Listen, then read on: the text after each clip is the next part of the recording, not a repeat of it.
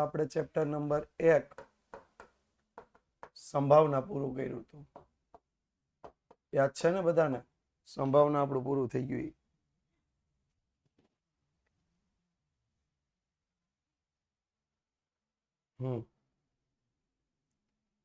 કેટલા અઘરું લાગ્યું સંભાવના?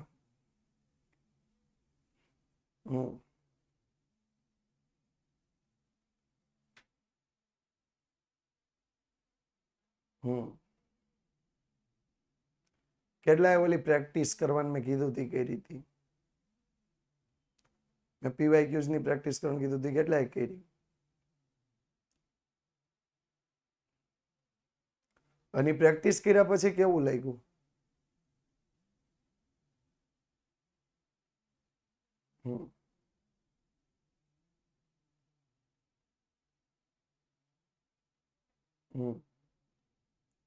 એક મિનિટ, એક મિનિટ. હા,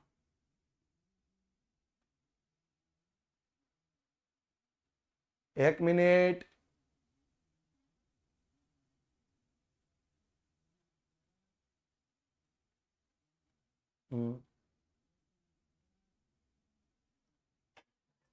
હા, શું જેમિસ સર એક્શન કરે? કઈ એક્શન કરે જેમિસ સર?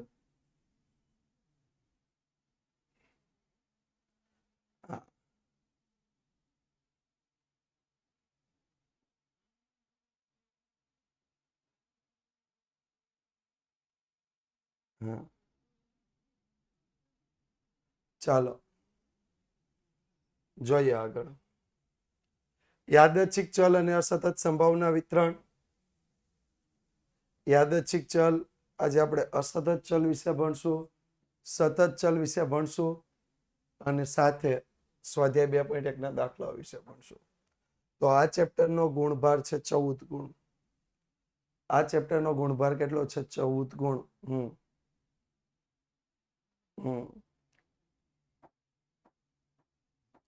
કઈક પ્રશ્ન છે? રોજ કોક ને કોક. એક મિનિટ.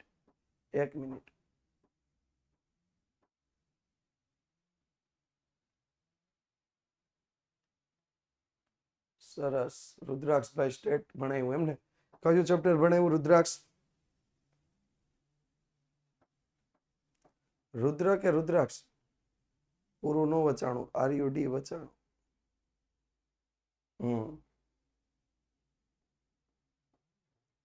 સરસ.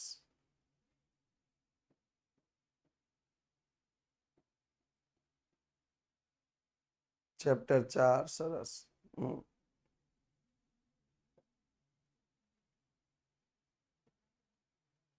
હા,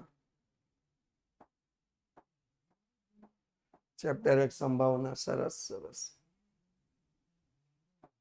ઓકે.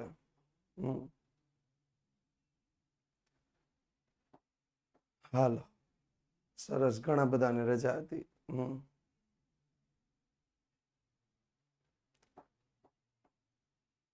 વાહ, સરસ.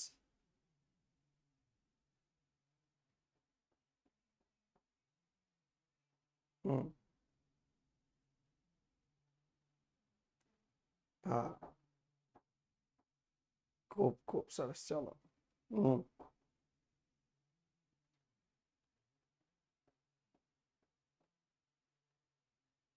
એ આવશે, PDF આવશે ગુણભાર લખવા માટે.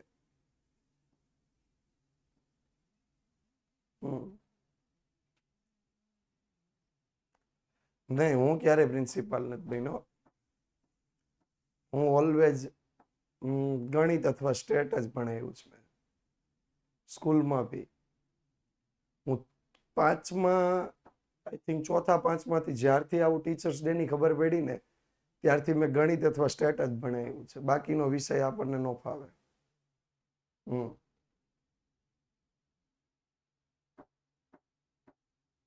ઓકે, ચાલો વધીએ આગળ.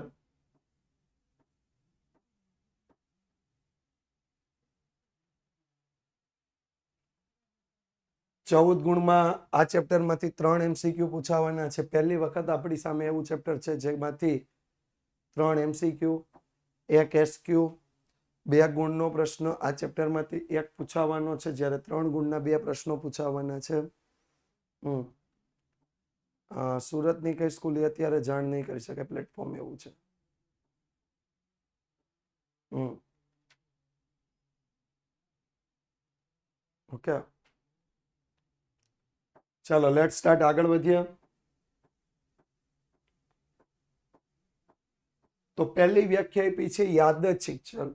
થોડી અઘરી વ્યાખ્યા છે. જો નિદર્શ અવકાશીઓના દરેક ઘટકને, આપણે યુ જોયો તો first exam I think so 14-10 થી સ્ટાર્ટ થાય છે મોટા ભાગની સ્કૂલમાં. 14-10 થી 23-10. કેમ કે 12 દશેરા છે, 13 રવિવાર છે.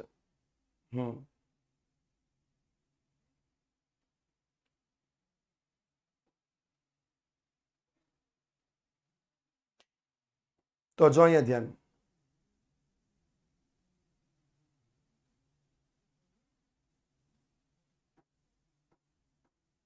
હા, નિદર્શ અવકાશ યુના દરેક ઘટકને વાસ્તવિક સંખ્યા, દરેક ઘટક એટલે પરિણામ. દાખલા તરીકે એક પાસો ફેંકીએ તો પાસા પર કેટલા પરિણામ મળશે? આપણે સંભાવનામાં જોયું, પાસા પર કેટલા પરિણામ મળે? 6 પરિણામ મળે. તો નિદર્શ અવકાશીઓના દરેક ઘટકને વાસ્તવિક સંખ્યા સાથે સાંકળતા વિધેયને, નિયમને યાદચ્છિક ચલ કહેવામાં આવે. વાસ્તવિક સંખ્યા સાથે સાંકળતો નિયમ એટલે એક, પહેલું પરિણામ 2, પરિણામ નંબર 2, 3, પરિણામ નંબર 3. બરાબર. છાપ અને કાટ હોય, 2 સિક્કા ઉછળીએ તો છાપ છાપ, છાપ કાટ, કાટ છાપ, કાટ કાટ. તો 2 છાપ મેળવીએ પહેલું પરિણામ, છાપ અને કાટ મેળવીએ બીજું પરિણામ, કાટ અને છાપ મેળવીએ ત્રીજું પરિણામ, અને બંને કાટ મેળવીએ ચોથું પરિણામ. બરાબર. તો નિદર્શ અવકાશીઓના દરેક ઘટકને વાસ્તવિક સંખ્યા સાથે સાંકળતા વિધેયને યાદચ્છિક ચલ કહેવામાં આવે છે, જેને સંકેતમાં x વડે દર્શાવવામાં આવે છે. શેના વડે દર્શાવાય છે? x વડે. તો જો અહીંયા આપ્યું છે અસતત ચલ. હવે અસતત ચલ કોને કહેવાય? કે જે યાદચ્છિક ચલ x વાસ્તવિક સંખ્યાઓના ગણ r માં અથવા તેના ઉપગણમાં ગણી શકાય તેટલી જ કિંમત ધારણ કરી શકતો હોય તે યાદચ્છિક ચલ x ને અસતત યાદચ્છિક ચલ કહે છે. જો આપણે અસતત ચલ અને સતત ચલ 11માં ભણીને આવ્યા, યાદ છે? હા, એક મિનિટ, કોઈ ક્વેશ્ચન ગયો છે? નો કોમેન્ટ.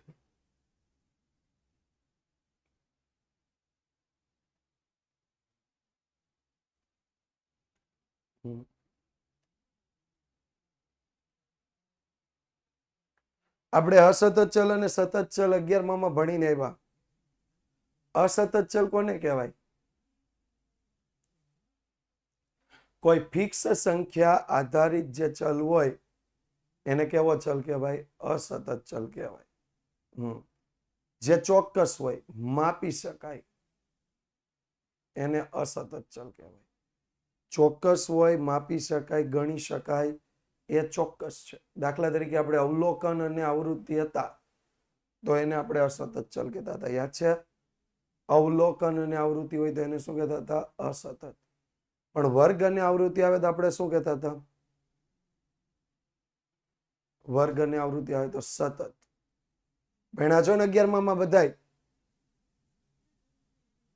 હા. તો જો અસતતમાં કેવું હોય? જે સંખ્યા આપી હોય એ જ ગણાય.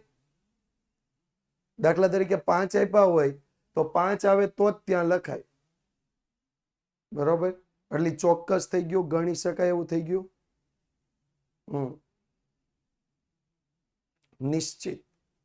જ્યારે સતતમાં કેવું હોય? બધી જ કિંમતો લઈ શકાય. બધી જ કિંમતો એટલે 10 થી 20 નો વર્ગ હોય તો 10 આવે તો અહીંયા લખવાના, 12 આવે તો અહીંયા લખવાના, 15 આવે તો અહીંયા જ આવૃત્તિ આવે, અને 18 આવે તો અહીંયા જ આવૃત્તિ આવે. આપણે ઓલા લીટા કરતા યાદ હોય તો 4 ઉભા ને 5મો ક્રોસ. યાદ આવ્યું? તો સતત એટલે કેવું? તો કે વાસ્તવિક સંખ્યાઓના ગણ r માં અથવા તેના ઉપગણમાં ગણી શકાય એટલી જ કિંમત ધારણ કરી શકતો હોય તે યાદચ્છિક ચલ x ને અસતત યાદચ્છિક ચલ કહે છે. જો અહીંયા ફિક્સ છે, કુટુંબ દીઠ બાળકોની સંખ્યા ફિક્સ જ હોય, 2, 3, 5 ફિક્સ હોય.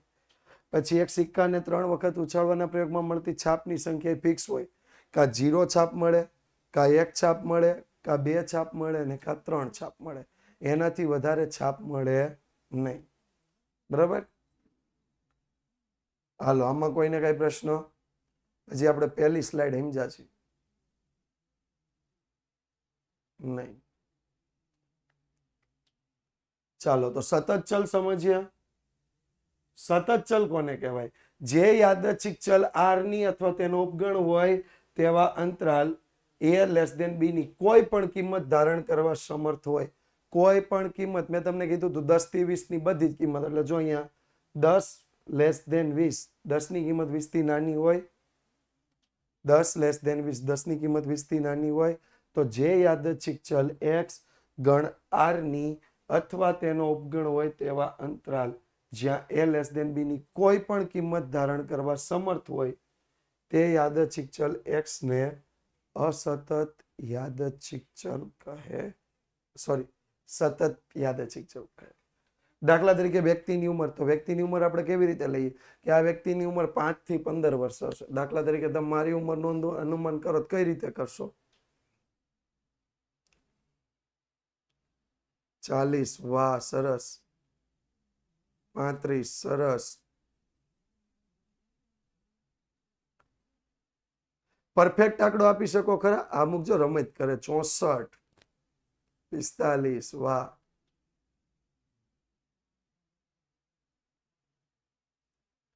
નહીં, એમાં કોઈ પરફેક્ટ આંકડો નથી આવતો. બરોબર?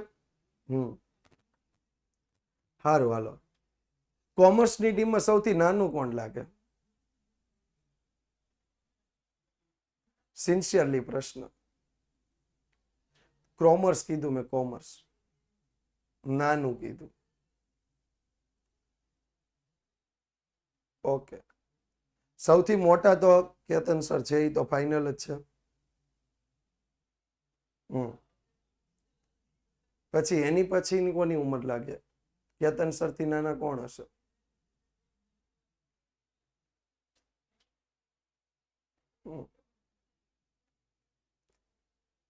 જો કોમર્સની ટીમમાં સૌથી મોટા કેતન સર. ગણજો, હવે મૂકી દો. હાલો હું કહું, સૌથી મોટા કેતન સર. ઓકે. પછી બીજા નંબરે છે James sir. Second James sir. Third Neelkanth sir. Third Neelkanth sir. Fourth હું અને સૌથી નાના મયુર સર. બરોબર? એમાં અમે વચ્ચેના 3 છે ને, જેમિસ સર, નીલકંઠ સર અને મયુર સર. હું, જેમિસ સર, નીલકંઠ સર ને હું, અમે ત્રણેય એક જ વર્ષમાં ને એક જ 6 મહિનાના ગાળામાં. અને અમે ત્રણેય 12માની પરીક્ષા પણ એક જ વર્ષમાં આપેલી છે. હા.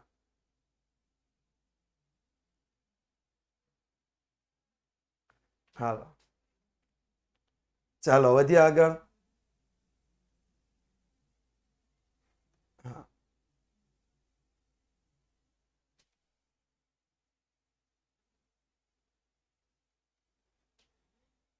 ના, ફ્રેન્ડ નહોતા, બધા અલગ અલગ જિલ્લાના છે. અમે ત્રણેય અલગ અલગ જિલ્લામાંથી આવીએ છીએ.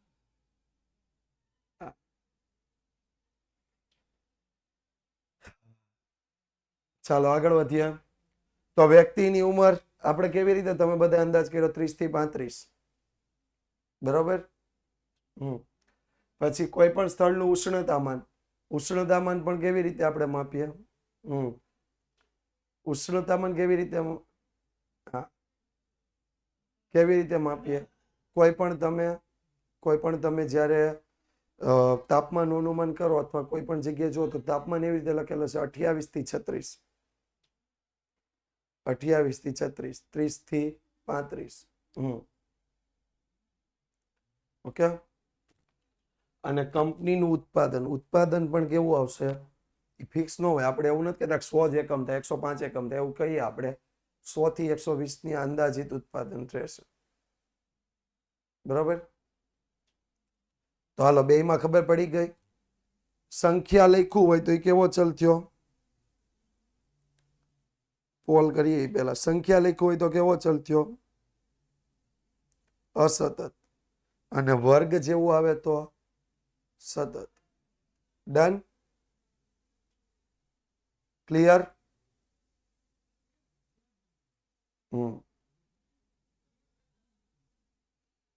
હાલો, આગળ વધીએ. હજી 2 જ ભાગ ચાલ્યા છે. અસતત સંભાવના વિતરણ કોને કહેવાય? જો આ વ્યાખ્યા એક યાદ રાખવા જેવી વ્યાખ્યા છે. અસતત સંભાવના વિતરણ.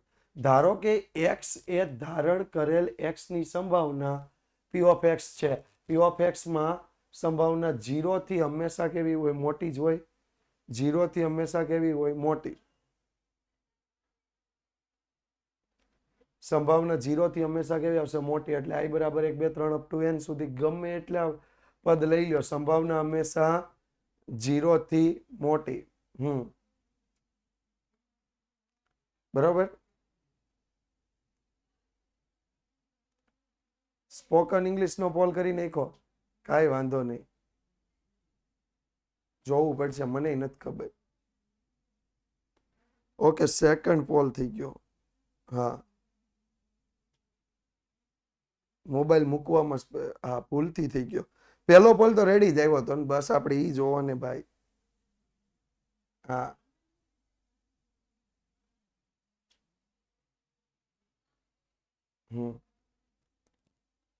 તો જો p of x નું જે વિતરણ બને, એટલે જેટલા ચલ માટે આપણે જેટલી સંભાવના મેળવીએ એનું જે વિતરણ બને, એટલે વાસ્તવિક કિંમતોના ગણ x1 x2 up to xn સુધી, અને p of x1 p of x2 p of xn ને યાદચ્છિક ચલ x નું સંભાવના વિતરણ કહે. હવે કેવું સંભાવના વિતરણ હોય? તો જો સિમ્પલ તમને સંભાવના વિતરણ સમજાવી દઈએ. એકદમ સિમ્પલ સંભાવના વિતરણ. અહીંયા x બરાબર x, એની સંભાવના p of x. તો x1 હોય તો એની સંભાવના આવશે p of x1. x2 હોય તો એની સંભાવના આવશે p of x2. x3 હોય તો એની સંભાવના આવશે p of x3. એવું ક્યાં સુધી આવશે? xn હોય તો એની સંભાવના આવશે p of xn. p of x થઈ ગયું? તો sigma p of x is equal two હંમેશા કેટલા મળશે? કુલ. કુલ સરવાળો કેટલો થાય? 1. 1 મિનિટ, નો ક્વેશ્ચન્સ. અહીંયા ધ્યાન.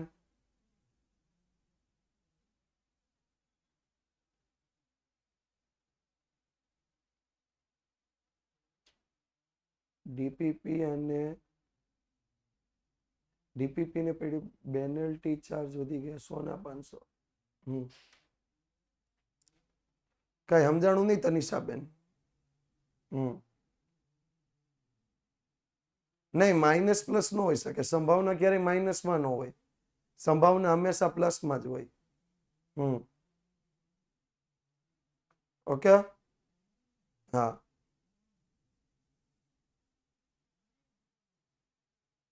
હા, હા, અમારા ઉપર પેનલ્ટી ચાર્જ તો હોય જ ને. આટલું પરફેક્શન તમે નથી જોતા? હા.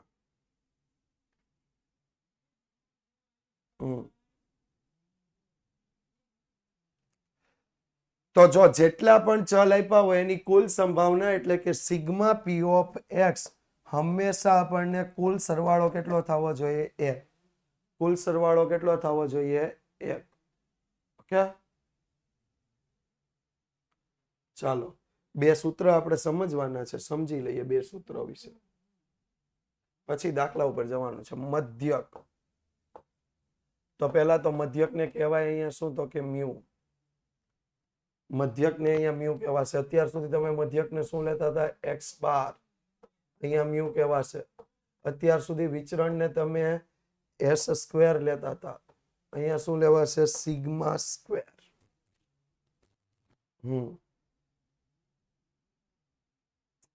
હા, મ્યુ અને સિગ્મા સ્ક્વેર. મ્યુ અને સિગ્મા સ્ક્વેર.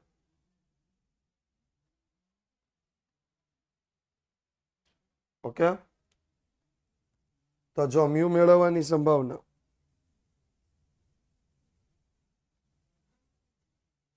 તો જો મ્યુ બરાબર કેપિટલ E ઓફ એક્સ અને કેપિટલ E ઓફ એક્સ બરાબર sigma x into P of x. હવે તમને પ્રશ્ન એ થાય કે આ x into P of x એટલે શું? આપણે હમણાં એક વિતરણ જોયું આવું, યાદ છે? અહીંયા એક્સ લખ્યો, એની સંભાવના P ઓફ એક્સ લખી.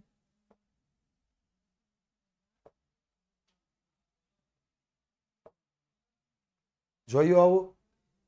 આ બંનેનો ગુણાકાર કરીએ ને એટલે આપણને x into P of x મળે.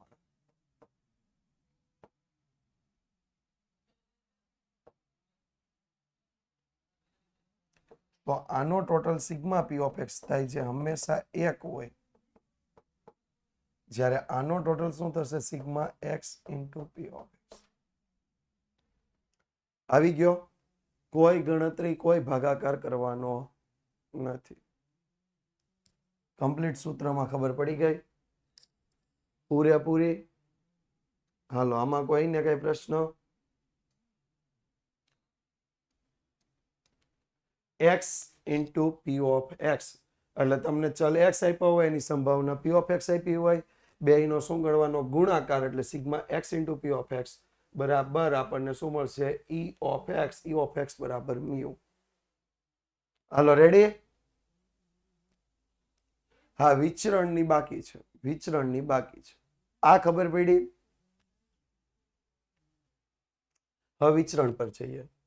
તો વિચરણ એટલે સિગ્મા સ્ક્વેર એટલે V ઓફ એક્સ.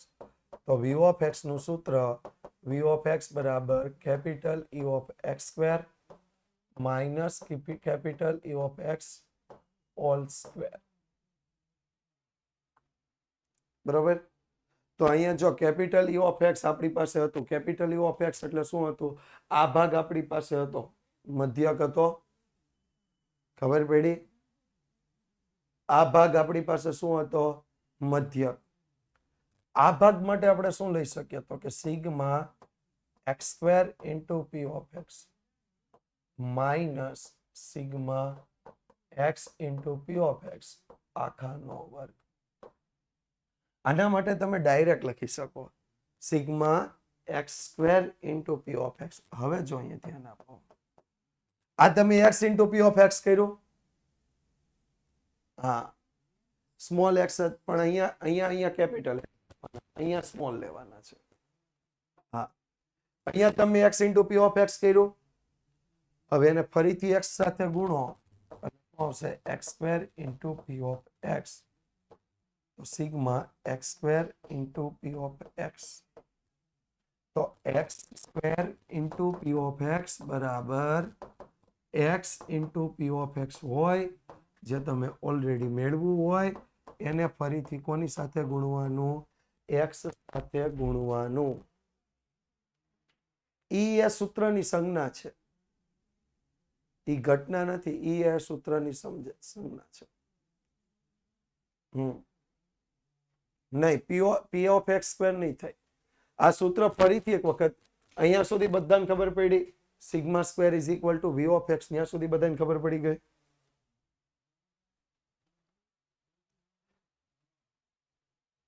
આ સૂત્ર છે વિચરણ માટેની આ સંજ્ઞા છે. Sigma square is equal to V of x. Okay, વિચરણને આપણે શું કહીશું? V of x. V of x એટલે variance of x. Variance of x એટલે ચલ એક્સ નું વિચરણ.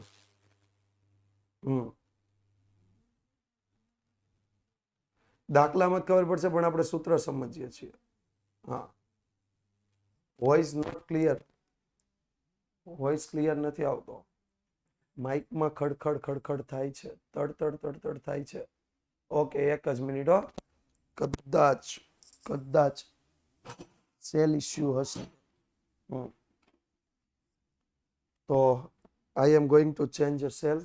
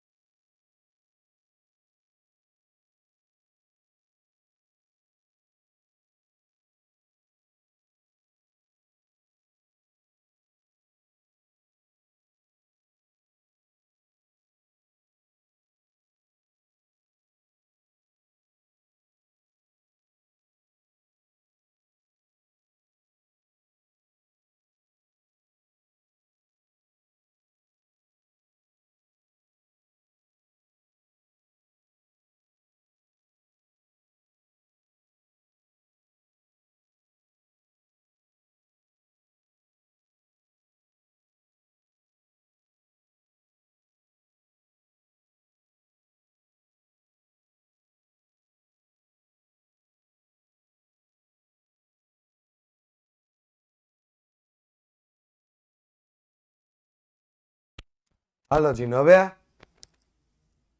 બચ્ચે લોગ ઓકે થઈ ગયું ને? હા, જો સેલ ઇસ્યુ હતો. હા, વિચરણનું સૂત્ર સમજાવે છે. ફરીથી જો sigma square is equal to V of x આવશે. આ તો ક્લિયર જ છે. Sigma square is equal to V of x.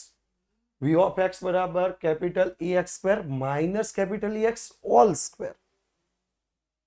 આપણે ઓલું કરતા હતા, યાદ છે?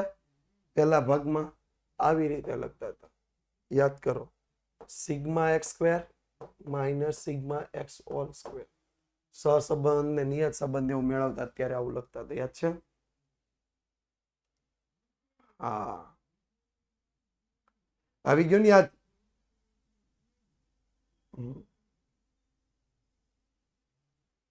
તો અહીંયા એવું છે, capital E x square minus capital E x whole square. Okay, તો હવે શું થશે? કેપિટલ ઈ એક્સ સ્ક્વેર બરાબર sigma x square into P of x, જ્યારે minus sigma x into P of x. તો અહીંયા પણ આપણે જ કરતા હતા. અહીંયા શું કરતા હતા? એક્સ નો આપણે વર્ગ લેતા હતા, જ્યારે અહીંયા શું કરતા હતા? સિગ્મા એક્સ નું જે ટોટલ આવે ને એનો વર્ગ કરતા હતા. ડન? હાલો, હવે કોઈને કઈ પ્રશ્ન? હા, રેફરન્સ બના લો. બોલો પ્રણવભાઈ. પ્રણવભાઈને પ્રશ્ન છે, આપણે એનો પ્રશ્ન સોલ્વ કરશું.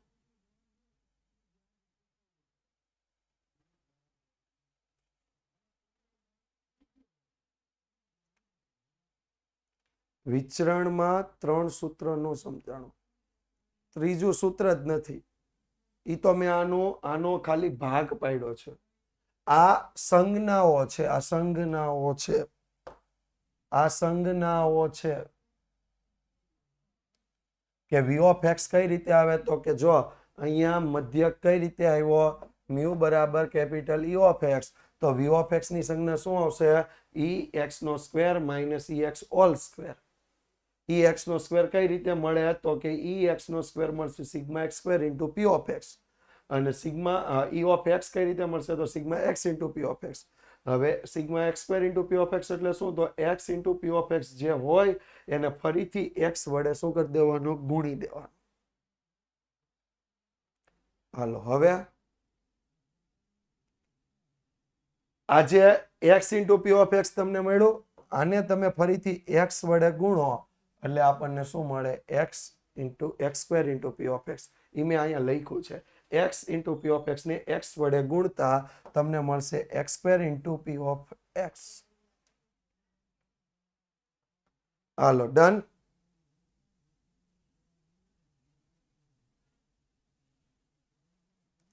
લાસ્ટ વાળું જે કર્યું મેં. હા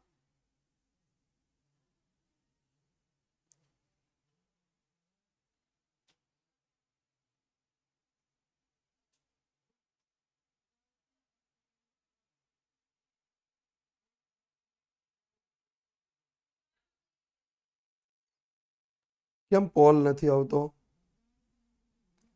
આવ્યો પોલ? હવે આવ્યો. ઓકે ચાલો નેક્સ્ટ. જો આ વિતરણ એ અસતત ચલ x નું વિતરણ છે કે નહીં સાબિત કરવાનું. તો અસતત ચલનું વિતરણ હોય એના માટે તો કે લખીએ આપણે અસતત ચલના વિતરણ માટે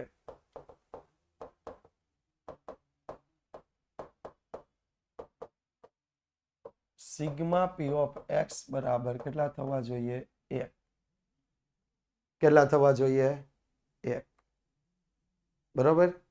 તો જો અહીંયા ધ્યાન આપો. P of X x plus 2 divide by 25. P of 1 બરાબર 1 પ્લસ 2 ભાગ્યા 25 બરાબર 3/25. પી ઓફ 2 બરાબર 2 પ્લસ 2 ભાગ્યા 25 4/25. પી ઓફ 3 બરાબર 3 પ્લસ 2 ભાગ્યા 25 5/25. પી ઓફ 4 બરાબર 4 પ્લસ 2 ભાગ્યા 25 6/25. અને પી ઓફ 5 બરાબર 5 પ્લસ 2 ભાગ્યા 25 7/25. તો શું આવશે? સિગ્મા પી ઓફ એક્સ બરાબર પી of 1 plus P of 2 plus P of 3 plus P of 4 plus P of 5. તો પી of 1 3/25 plus 4/25 plus 5/25 plus 6/25 plus 7/25. તો ટોટલ 25/25 અને 25/25 બરાબર સિગ્મા પી ઓફ એક્સ બરાબર 1. તેથી ચલ x નું સંભાવના વિતરણ ચલ x નું સંભાવના વિતરણ એ અસતત ચલનું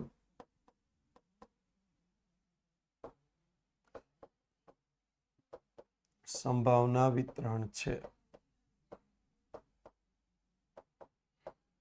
અસતત ચલનું સંભાવના વિતરણ છે. હા બહુ આસાન થઈ ગયું છે. આ સૌથી આસાન દાખલો આ હતો. હવે બધા આનાથી અઘરા આવશે. આમાં જ સીધું x ની કિંમત મૂકવાની હતી. x ની કિંમત મૂકી ટોટલ કર્યું ટોટલ 1 આવ્યું એટલે અસતત સંભાવના વિતરણ છે આપણે સાબિત કરી દીધું. હાલો આમાં કોઈને કઈ પ્રશ્ન? જો છે ને હું આવું પૂછું ને કોઈને કઈ પ્રશ્ન તો બધાએ કોમેન્ટ નહીં કરવાની. કેટલી બધી કોમેન્ટ થાય પછી ઓલા બધા સર જેમ તમારી ઉપર ખીજે ને એવી રીતે આપણે કરવું પડશે. જેને પ્રશ્ન હોય ને એને કોમેન્ટ કરવાની. હું 2 મિનિટ વેઇટ કરી 2 સેકન્ડ 15 સેકન્ડ 30 સેકન્ડ વેઇટ કરી લઈશ. ઓકે. સતત અને અસતત કેવી રીતે ખબર પડે? અહીંયા સંખ્યા આપી છે એટલે અસતત હોય. હા બરાબર. ચાલો આગળ વધ્યા. અહીંયા આપણને એવું કીધું છે કે ની કિંમત શોધો. કે અહીંયા છેદમાં આપ્યો છે દેખાય. આપણે કે ની કિંમત મેળવવાની છે.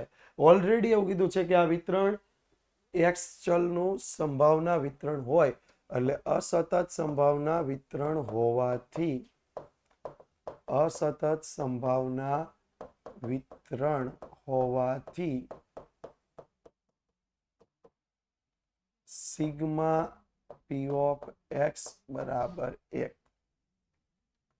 સિગ્મા પી ઓફ એક્સ બરાબર કેટલા થઈ જાય? 1. હવે આ બધી કિંમત આપણે આમાં મૂકશું.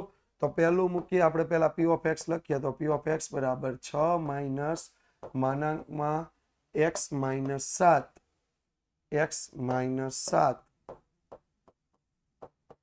Divide by K. તો હું પહેલા P4 મૂકું તો P4 બરાબર 6 માઇનસ 4 માઇનસ 7 ના છેદમાં કે 6 માઇનસ 7 4 માઇનસ 7 એટલે 3 છેદમાં કે. તો 6 માઇનસ 3 માનાંક દૂર કરી દેવાનો એટલે સીધો 3 થઈ જાય એટલે 3 ના છેદમાં કે. ઓકે, ત્યાર પછી જગ્યા આપી છે આપણને, કોઈ ટેન્શન નહીં લેવાનું. P5 બરાબર 6 માઇનસ 5 માઇનસ 7 અપોન કે. તો 6 માઇનસ માનાંકમાં 2 છેદમાં કે 6 માઇનસ 2 ના છેદમાં કે ઇઝ ઇક્વલ ટુ 4 ના છેદમાં કે. 4 ના છેદમાં કે. P6 બરાબર 6 માઇનસ માનાંકમાં 6 માઇનસ 7 ના છેદમાં કે is equal two 6 minus minus, okay અહીંયા બધી માઇનસ હતા, ભૂલાઈ ગયા છે, ડોન્ટ. અહીંયા માઇનસ 3, અહીંયા માઇનસ 2, માઇનસ 1 ના છેદમાં કે. તો 6 માઇનસ 1 ના છેદમાં કે ઇઝ ઇક્વલ ટુ 5 ના છેદમાં કે. ત્યાર પછી P7 6 માઇનસ 7 માઇનસ 7 ના છેદમાં કે. તો 6 માઇનસ માનાંકમાં 0 ના છેદમાં કે. તો 6 માઇનસ 0 છેદમાં કે એટલે 6 અપોન કે. 6 ના છેદમાં કે. P8 બરાબર 6 માઇનસ 8 માઇનસ 7 ના છેદમાં કે. તો 6 માઇનસ 8 માઇનસ 7 એટલે માઇનસ 1 ના છેદમાં કે, સોરી પ્લસ 1. તો 6 માઇનસ 1 ના છેદમાં કે બરાબર 6 ના છેદમાં કે.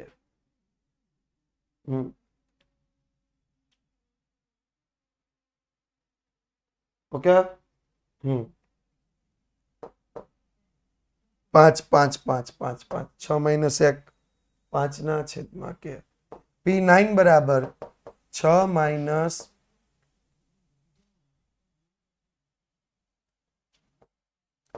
9 માઇનસ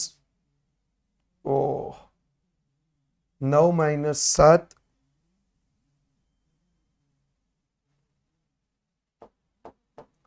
છેદમાં કે. તો 6 માઇનસ માનાંકમાં 2 છેદમાં કે 6 માઇનસ 2 ના છેદમાં કે એટલે 4 ના છેદમાં કે. ઓકે, P10 બરાબર 6 માઇનસ 10 માઇનસ 7 છેદમાં કે 6 માઇનસ 3 ના છેદમાં કે એટલે 3 ના છેદમાં કે. સોરી, આપણે માનાંક લખવા રહી ગયો, એક ભાગ રહી ગયો માનાંક વાળો. તો અહીંયા માનાંકમાં 3, તો 6 માઇનસ 3 એટલે 3 ના છેદમાં કે.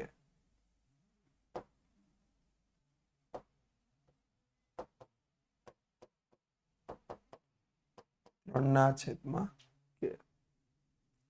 હાલો અહીંયા સુધી પૂરું. વધ્યા આગળ. તો સિગ્મા પી ઓફ એક્સ બરાબર પી of 4 plus P of 5 plus P of 6 plus P of 7 plus P of 8 plus P of 9 plus P of 10. તો જો અહીંયા કેટલા હતા? 3 ના છેદમાં કે, 4 ના છેદમાં કે, 5 ના છેદમાં કે, 6 ના છેદમાં કે, 5 ના છેદમાં કે, ક્યાં સુધી હતું? તો કે 3 ના છેદમાં કે સુધી.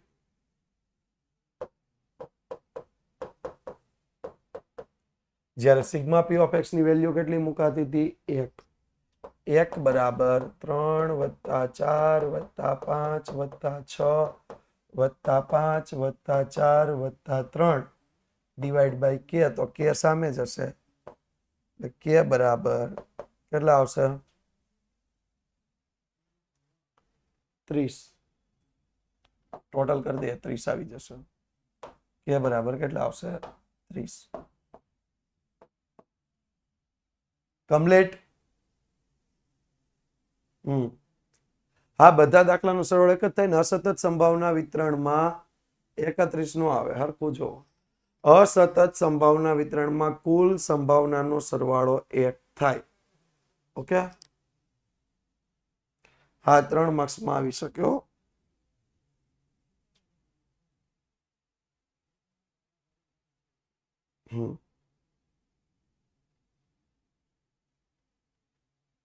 હા, કોઈને ક્વેશ્ચન છે?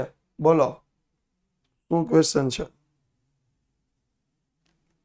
હા, બધાય મૂકી દો. હાલો. નહીં.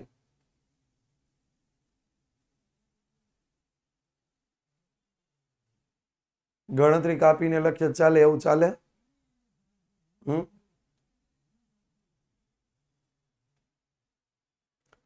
પેલા બોર્ડમાં આપણે માર્ક્સ લેવા જવા, શાકભાજી લેવા થોડું જવું. ગમે આ કાપી નાખીએ ને ઓલા પણ ઓલું કાપી નાખીએ.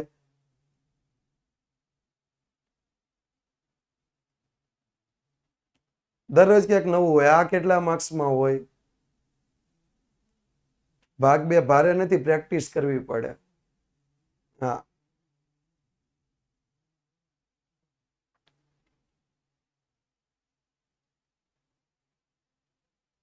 6 માઇનસ -3 6 + 3 નો થાય. નહીં, માનાંક છે જો વચ્ચે. માનાંક છે. માનાંક હોય એટલે માનાંકની બહાર ખાલી અંક જ નીકળે.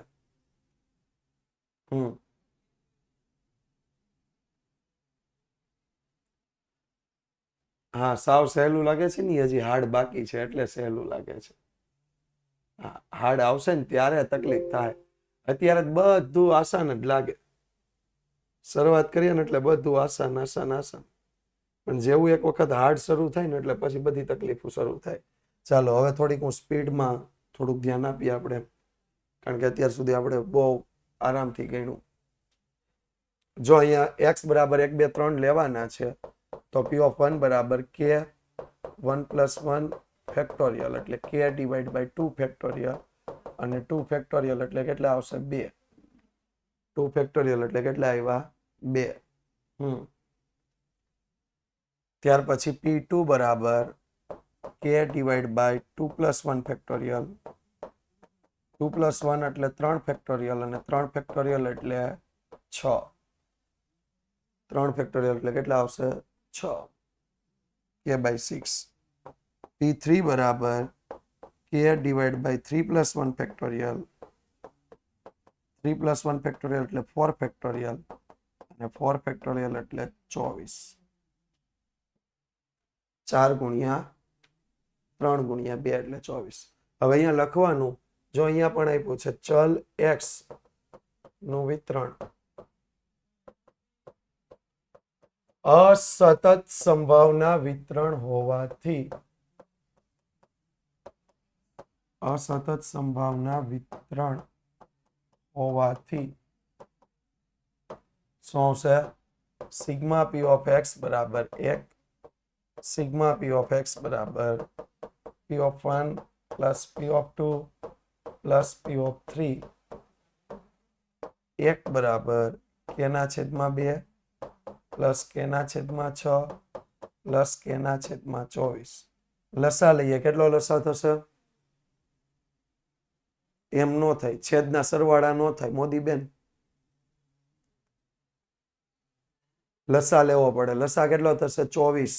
કેટલો લસા આવશે? 24.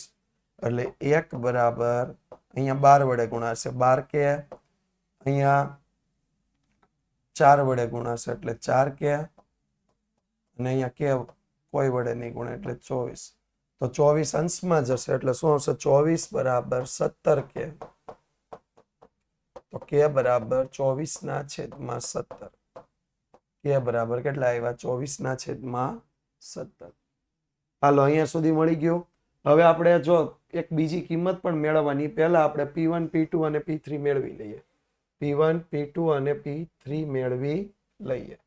તો P1 બરાબર K/2 24/17 ભાગ્યા 2. 24/2 ગુણ્યા 17 એટલે કેટલા આવશે 12/17. P2 બરાબર K/6 24/17/6. 24/6 ગુણ્યા 17 4/17. અને P3 બરાબર K/24 24/17/24. તો 24/24 ગુણ્યા 17 એટલે 1/17. હવે આપણને સંભાવના મેળવવાની કોની કઈ છે? તો 1 થી x મોટા અને 4 થી નાના એવું અહીંયા લખ્યું છે. દેખાય 1 થી મોટા અને 4 થી નાના. બરોબર. તો કયા કયા આવશે? તો P2 આવશે અને પ્લસ P3 આવશે. તો P2 4/17, P3 1/17. તો 1 થી x મોટા અને 4 થી નાના એના માટે જવાબ શું આવશે? 5/17. છે ને આસાન? બસ ખાલી રકમ મૂકતા થોડીક આવડી જાય ને એટલે બધું આસાન છે. હાલો ઝડપથી 5 મિનિટ મારી પાસે છે. જો અહીંયા ધ્યાન આપો, સી ની કિંમત મેળવવાની. અહીંયા તમને આસાન આપ્યું છે. P2 બરાબર 0.2, P3 બરાબર 0.3, P4 બરાબર 4C અને P5 બરાબર ઓનલી C. તો અસતત ચલ x નું સંભાવના વિતરણ હોવાથી શું આવશે? સિગ્મા P of x બરાબર 1. તો સિગ્મા P of x બરાબર P2 plus P3 plus P4 plus P5. જ્યાં તમને મળશે 1 બરાબર 0.2 plus 0.3 plus 4C plus C. 1 બરાબર 0.5 પ્લસ 5C. તો 0.5 આ બાજુ આવશે એટલે -1 - 0.5 બરાબર 5C. 5C બરાબર 0.5. 4 થી મોટા નથી. અહીંયા શું કીધું છે? 1 થી મોટા x ને 4 થી નાના x એટલે 2 અને 3 લેવાના. બરોબર. તો 5 ભાગાકારમાં જશે એટલે C બરાબર 0.5 ભાગ્યા 5. તો C બરાબર 0.1. આપણને અચળાંક C ની કિંમત મેળવવાનું કહ્યું. આસાન દાખલો 2 ગુણનો. આસાન 2 ગુણ. નેક્સ્ટ. ચાલો ઝડપથી જો આ દાખલાને આપણે મધ્યક ગણતરી કરવાનો છે. પહેલા તો છે ને હું અહીંયા P2 P3 મેળવી લઉં. જો P of x બરાબર x - 1/6 જ્યાં x ની કિંમત કેટલી લેવાની? 2 અને 3. અને P of x બરાબર 1/2 જ્યાં x ની કિંમત કેટલી લેવાની? 4. તો આ તો આપણને ડાયરેક્ટ મળી ગયું. P4 બરાબર તો P of 4 બરાબર ડાયરેક્ટ મળી ગયા 1/2. હા, આપણે છેલ્લી જ ગણતરી લઈ લેવાની સીધી. તો 2 - 1/6 એટલે 1/6. P of 3 બરાબર 3 - 1/6 એટલે 2/6 બરાબર 1/3 લખી શકાય. તો આપણી પાસે 3 કિંમત આવી ગઈ. 17 ગુણ્યા 2 34 થાય. 12/17 કેવી રીતે થાય? જો અહીંયા ધ્યાન દે. ક્યાં હજી રખડે છે? જો આ 17 ગુણ્યા 2 34 થાય પણ 2 ઉડી ગયા એટલે ઉપર 12 નો વધ્યા. ક્યાં આટા મારે છે યાર? ભાગ ઉડાડતા તો શીખો. હા હાલો ફટાફટ. તો આપણે મધ્યકની ગણતરી કરવી છે. સિમ્પલ. એક્સ આપણી પાસે કેટલા હતા? 3 કિંમત હતી. 2, 3, 4. પી ઓફ એક્સ ની કેટલી કિંમત મળી? 3 કિંમત. 1/6, 2/6 બરાબર હા અને 1/2. તો x into P of x કેટલા આવશે? 2 ગુણ્યા 1/6 એટલે 1/3. 3 ગુણ્યા 2/6 એટલે 1 અને 4 ગુણ્યા 1/2 એટલે 2. બરાબર. તો મધ્યક મ્યુ બરાબર કેપિટલ E ઓફ x અને કેપિટલ E ઓફ x બરાબર sigma x into P of x બરાબર 1/3 પ્લસ 1 પ્લસ 2. લસા લઈએ તો 3 એકા 3, 3 દુ 6 છેદમાં 3 10/3. આ આપણને શું મળ્યો? મધ્યક. 10/3 શું મળ્યો? મધ્યક. બરોબર. સિમ્પલ. આવો જ મધ્યક ગણતરી આસાન જ છે, કોઈ મોટી અઘરી ગણતરી નથી. ઓકે. ચાલો તો મળીએ નેક્સ્ટ લેક્ચરમાં. આ 2 દાખલા હોમવર્કમાં ગણવાના. આવતીકાલે જ્યારે આપણે લેક્ચરમાં મળશું ત્યારે સ્વાધ્યાય 2.1 ના આગળના દાખલાઓ ગણશું. 2.1 ના આગળના દાખલાઓ ફરીથી ગણશું. તો જોડાયેલા રહેજો વિદ્યાકુલ ગુજરાતી સાથે, વિદ્યાકુલ ગુજરાતી યુટ્યુબ ચેનલ સાથે, અને દરરોજના લેક્ચર એટેન્ડ કરતા રહેજો. Thank you so much.